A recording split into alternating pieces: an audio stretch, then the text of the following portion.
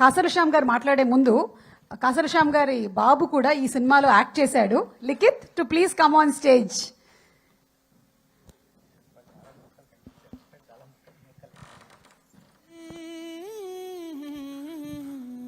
Thank you Suma గారు.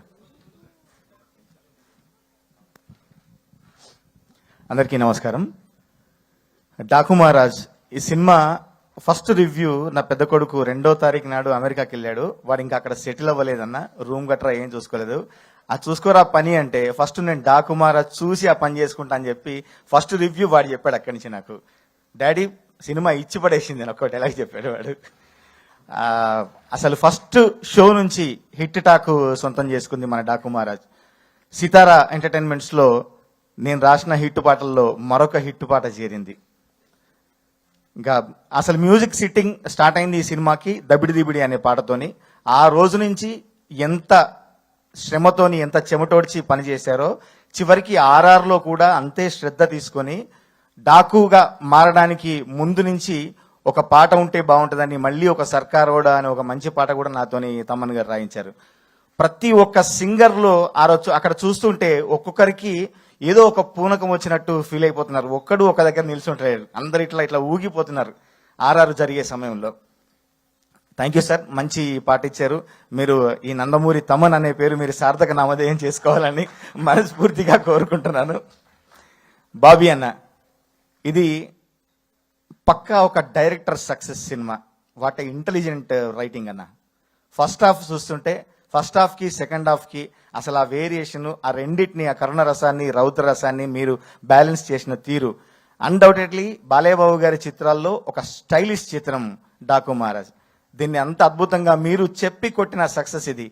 First నుంచి cinema shooting దగ్గరికి అప్పుడప్పుడు నేను వెళ్ళినప్పుడల్లా అన్నా సినిమా భలే వస్తుంది, సినిమా భలే వస్తుంది, మనం కొడుతున్నాము అని చెప్పి కొట్టిన సక్సెస్ అన్న.